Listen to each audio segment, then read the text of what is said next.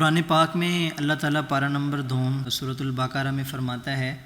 کہ رمضان وہ مہینہ ہے جس میں قرآن نازل کیا گیا، جو انسانوں کے لیے سراسر ہدایت ہے اور ایسی واضح تعلیمات پر مشتمل ہے جو راہ راست دکھانے والی اور حق و باطل کا فرق کھول کر رکھ دینے والی ہیں۔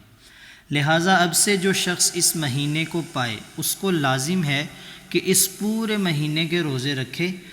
اور جو کوئی مریض ہو یا سفر پر ہو تو وہ دوسرے دنوں میں روزوں کی تعداد پوری کرے۔ یرید اللہ بکم الیسر ولا یرید بکم العسر، اللہ تمہارے ساتھ نرمی کرنا چاہتا ہے، سختی کرنا نہیں چاہتا۔ وَلِتُكْمِلُوا الْعِدَّةَ وَلِتُكَبِّرُوا اللَّهَ عَلَى مَا هَدَاكُمْ وَلَعَلَّكُمْ تَشْكُرُونَ، اس لیے یہ طریقہ تمہیں بتایا جا رہا ہے تاکہ تم روزوں کی تعداد پوری کر سکو، اور جس ہدایت سے اللہ نے تمہیں سرفراز کیا اس پر اللہ کی کبریائی کا اظہار و اعتراف کرو اور شکر گزار بنو۔ دیکھیں، اللہ تعالیٰ نے فرمایا رمضان وہ مہینہ ہے جس کے اندر قرآن کو نازل کیا گیا، ٹھیک ہے۔ جیسا کہ آپ بھی دیکھتے ہیں ماشاءاللہ رمضان المبارک میں تراویح میں کوئی قرآن ختم کر رہا ہے، کوئی اپنا بھی پڑھ رہا ہے، ہر بندہ قرآن پڑھ رہا ہے۔ ویسے تو ہمیں کرنا تو یہ چاہیے کہ ہم پورا سال قرآن کے ساتھ یہی محبت رکھیں، قرآن پڑھیں، قرآن کا مطلب سمجھیں، اس کا ترجمہ پڑھیں، ٹھیک ہے، لیکن ہم نہیں کرتے۔ لیکن رمضان کا ایک قرآن کے ساتھ ایسا رشتہ ہوتا ہے ماشاءاللہ، حفاظ اکرام جو ہیں وہ تراویح میں سنا رہے ہیں۔ اس سے آگے یہ بھی بتا دیا کہ اللہ تعالیٰ تمہارے ساتھ نرمی کرنا چاہتا ہے، سختی نہیں کرنا چاہتا، ٹھیک ہے۔ جو بندہ سفر میں ہو یا پھر کوئی مریض ہو تو وہ عید کے بعد پورے سال میں کسی بھی وقت جو ہے ان روزوں کی تعداد کو پورا کر سکتا ہے، ٹھیک ہے۔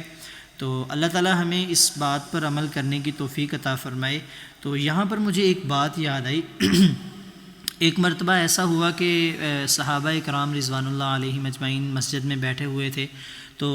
نبی کریم صلی اللہ علیہ وآلہ وسلم تشریف لائے، اور وہ جیسے ہی ممبر پر چڑھ رہے ہیں تو جب بھی انہوں نے اپنا قدم مبارک ممبر کے پہلے درجے پر رکھا تو کہا آمین، اسی طرح جب دوسرے درجے پر اپنا قدم مبارک رکھا تو پھر کہا آمین، جب تیسرے پر رکھا تو پھر کہا آمین۔ اب جب جمعہ ختم ہو گیا، خطبہ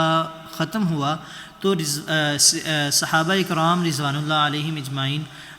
اللہ کے نبی سے پوچھ رہے ہیں کہ اے اللہ کے نبی، پہلے تو کبھی ایسا نہیں ہوا، آج ہی کیوں ایسا ہوا ہے؟ تو اللہ کے نبی کریم صلی اللہ علیہ وآلہ وسلم نے فرمایا کہ جب میں ممبر پر چڑھ رہا تھا تو جبرائیل علیہ السلام ادھر تشریف لائے، تو انہوں نے کہا کہ ہلاک ہو وہ شخص جس کی زندگی میں رمضان المبارک آیا اور پھر وہ اپنی مغفرت نہیں کروا سکا، ٹھیک ہے۔ تو اس دعا پر اللہ کے نبی کریم صلی اللہ علیہ وآلہ وسلم نے آمین کہا۔ تو ہمیں اس سے سبق ملتا ہے کہ ہمیں رمضان کا جو مہینہ ہے اسے ایسے ہی نہیں لینا چاہیے جسے ہم باقی مہینوں کو لے رہے ہیں، کوئی سونگ والے سٹیٹس لگا رہے ہیں یا ڈرامے دیکھ رہے ہیں، سب کچھ عوام جو بھی کرتی ہے، تو ہمیں سب کچھ چھوڑ کر اللہ رب العزت کو منانا چاہیے اور اس مہینے کو اپنی مغفرت کا ذریعہ بنانا چاہیے۔ اور جیسے ہی آپ آقا علیہ الصلوۃ والسلام نے اس سے آگے فرمایا ہلاک ہو وہ شخص جس کے سامنے آپ کا ذکر ہوا، کہ نبی کریم صلی اللہ علیہ وآلہ وسلم کا ذکر ہوا اور پھر اس نے آپ پر درود نہیں بھیجا۔ ہمیں اس بات سے یہ سبق ملتا ہے کہ جب بھی نبی کریم صلی اللہ علیہ وآلہ وسلم کا ہمارے سامنے ذکر ہو تو ہمیں آپ پر درود بھیجنا چاہیے صلی اللہ علیہ وآلہ وسلم۔ آپ بھی کہہ دیں صلی اللہ علیہ وآلہ وسلم۔ ممبر کے تیسرے درجے پر اپنا قدم مبارک رکھا تو جبرائیل علیہ السلام نے کہا کہ ہلاک ہو وہ شخص جس کی زندگی میں اس کے والدین یا دونوں میں سے ایک کوئی ضعیف ہو،